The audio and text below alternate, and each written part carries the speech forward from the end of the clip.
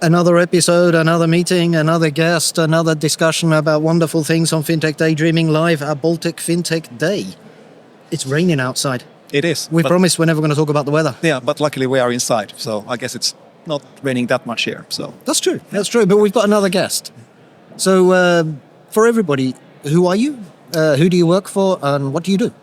I'm Sofia. I'm legal function owner, like legal counsel in xpate. And yes, that's who I am. In where? Sorry. xpate. Okay. and what do you do? I'm a lawyer, legal counsel. But what does the company do? Company do. Okay. It's acquiring company, and also we are proceeding payments, MEA. Okay. It's always fascinating to have a legal person on our podcast. We've heard two legal people in the past, and we're always worried we're going to say the wrong thing and end up getting sued in one way or another. But from a legal perspective, tell me what keeps you awake at night? Actually, I sleep quite well. Okay. Yes, because I do my job well.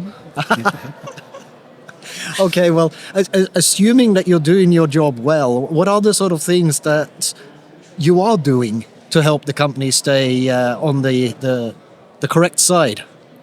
The main thing to remain compliant and to ensure that our product compliant with regulation. The main thing is to keep business going. Tell me about some of the compliance issues that you focus on. Currently, definitely we're discovering AI Act, which will come to the power, part of this act will come to the power from the 2nd of August, and it's related with high-risk systems. And in fintech in general, in payments, in credits and investment, a lot of AI systems which would be considered as high risk are already deployed or will be deployed. Okay, so something does keep you up at night, and that's the AI Act, maybe. So so let's talk about that. So your company obviously now uses AI because you're talking about the AI Act and how you need to comply to it. So, I mean, how does your company use the AI, and is there any kind of specific focus on how you'll be implementing it now in consideration of the AI Act? Yes, definitely. We use. How we use particularly, maybe I wouldn't like to disclose. A part of them is part of systems are more autonomous, part of them less. But definitely we work on implementation. I always find it very interesting when you start talking about AI to a certain degree. AI seems to be everywhere these days. I mean, you can't even stay awake without hearing AI all the time. And we're talking about payments. Payments to me are very deterministic. I mean, I don't want to have an AI interpreting or hallucinating how much money I sent you. So do you think that AI has a strong place in payments? It depends about what type AI we're talking. If we talk about fully autonomous finance, yeah, maybe for today too, we don't use, and I don't think that any market participant use AI for execution, fully autonomous execution of payments. But maybe we should more talk about AI as some kind of assistant to help us to be more efficient. From my point of view, like to comply easier with applicable regulation. Go ahead. I was just going to ask, is AML in the scope for your company, or do you manage to bypass that? Definitely, it's inside. It is. Yeah, absolutely. And I think that any fintech company and any company in financial sector, AML part is one of the most important part, and to do it efficiently on time, but at the same time ensure that we comply is crucial. Absolutely crucial. I wanted to circle back to the AI again. Everybody talks about AI. AI means everything for everyone.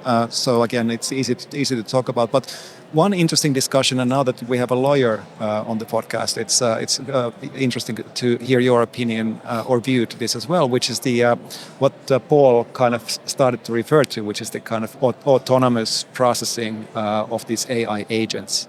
Now, there's this narrative going on in the industry at the moment that AI agents will do everything for us in the future. So they're going to do our shopping, they're going to do our planning, and ultimately they will also do payments for us. So you work for an acquiring company, so that means that you will probably have discussions about AI agents doing payments on your acquiring. And that is at the moment seen as like kind of a two-level kind of activity. So there's always the human in the loop, where you always approve every payment that the agent wants to do specifically. And then there's this second level, which becomes again interesting, which is the autonomous, again, so you give some kind of limits and guardrails for the agent to execute payments on your behalf. Now, how do you see this evolution? Again, for these agentic payments that the likes of Visa and MasterCard like to talk about these days, and this kind of autonomous level of autonomy by the agents, and what kind of guardrails do we need to have there? Currently, we have two parts. Authentication of payments on side of payer and other requirements which are applicable for financial institutions to check these payments. Until we will have solution which will cover both parts to do absolutely autonomous, I think that first of all we need some changes in regulation because it would be very, very complicated to bypass that. And another part, we need still have, I think that full-ended solution, which would be definitely properly tested in the market. So I think that there are two main reasons why we don't have it, like regulatory part and technical just part, because we don't have solution. So payments, do you also cover crypto payments? No. Good. I was hoping to get into a discussion around the legal implications of crypto payments, but we're going to avoid that one, so that's good. Okay. Yes, indeed. But I still want to come back to AI agents because it's one of these hot topics. And again, even though it's always difficult to get an opinion from a legal person because it's becomes soft quickly, but we have this hypothesis or this kind of hypothetical scenario that we have played around in the podcast before, which is that in the future, I will tell my AI agent that I would like to have 12 eggs, and I will give the task to the agent. The agent will go and execute on that, pay for these eggs. But then turns out that it bought 12 chicken instead of 12 eggs. So who is responsible for that mistake? It's probably not the buyer or you because you told him to get 12 eggs. It's also not the fault of the merchant because the agent asked for 12 chicken. It's probably not entirely the fault of the agent either because they have these kind of tendencies to make mistakes and they're kind of in the terms and conditions that things might happen. But ultimately, the person sitting with the 12 chicken is quite upset and will probably like to have the money back. So who is to blame? I think that on this point would be responsible entity or that liar who has a responsibility to authorize payment. And how to authorize payment? It's already like a question of interpretation. And if a financial institution allow to authorize payment by voice and already proceeded by AI, so all negative consequences will on a financial institution which execute if it's the same institution which authorize. Because, for example, if we will talk about retail payments, so we have that strict authentication, which require to have two factors of authentication. So if we change this, for example, fingerprint to voice, so how this voice will be interpreted, it's already responsibility of that entity which authorized. So you've really taken us down into the AI rabbit hole, and I feel a little bit sorry for our guest here. She came and said that she's a legal counsel, and you want to talk about AI and AI technology. There's a lot of legal questions chickens in and AI. eggs in all of this. So I actually want to step back a little bit because I mean, from a view of legal counsel in any company, you either have a focus on the legalities associated with the partnerships and the other companies that you work with, the contracts, etc., or you also have a legal view on compliance, regulations, execution to keep, the board level people out of jail. Where are you spending most of your time?